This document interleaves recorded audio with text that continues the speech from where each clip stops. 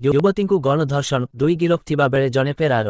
करंजिया थाना अंतर्गत कुईता पाखरे गतकाली रातिरे किछि दुर्बृत्त जने युवतीକୁ एकुटिया पाई गणबलात्कार करिथिबार करंजिया थानारे अभियोग होईछि। पीड़िता तथा एतलाकारी अंक अभियोग अनुयायी करंजिया थाना केस नो 219 भारतीय न्याय संहितार धारा 137 217 अनुयायी मकद्दमा कराई मुख्य आसामी को अटक रखाई तदंत जारी रही। एही घटनारे अन्य जने आसामी फेरार हो जाइछि। घटनारू प्रकाश जे जनैक युवती जनक करंजिया थानार हलदियापोसी ग्रामर मामू घरकू बुलिबाकू आसिथिला। गतकाली अपराह्न 4:30 मिनिट समय नाधागाड़िया ग्रामर हनुमान मंदिर को पूजा करने आसिथिला और पूजा सारी निज मामूघर हलदियापोसी ग्राम को फेरुथिला। बाटरे एक काजू जंगल निकटरे किछि दुर्बृत्त सेठारे उपस्थित थिले। युवती को एकुटिया पाई पलसर मोटर साइकेल जोगे जातीय राजपथ कोईता पाखकू नहीं जाइथिले। सेठारे युवती को गण दुष्कर्म होइथिला। युवती जनक बहु कष्टरे घर को फेरी परिवार लोकंकु अघटन संपर्क में सूचना देइथिला। राति 2:30 रे करंजिया थाना रे अभियोग हेबारु करंजिया पुलिस विभिन्न स्थान चढ़ाऊ करी विकास कुमार पात्र और टिकिना महांत नामक 2 आसामी को गिरफ करिबारे सफल हेउथिबा बेले अन्य जने आसामी को गिरफ पाई पुलिस विभिन्न स्थान रे चढ़ाऊ जारी रखिछि।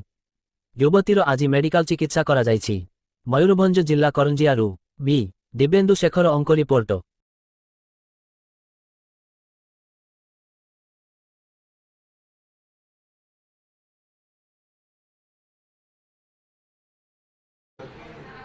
लक्ष्मण बोलिकी मामू घर को जो हलदिया पशी को जाऊा समय 3 जन दुर्बृत्त मोटरसाइकेल उठे नहीं पड़े जाए कोईता पेट्रोल पंप सहित जंगल में कर्म करते गोटे अभियोग होता से कनेक्शन में आम करंजिया थाना केस नंबर 219/2025 गोटे मामला रुजु कर तदन कराला।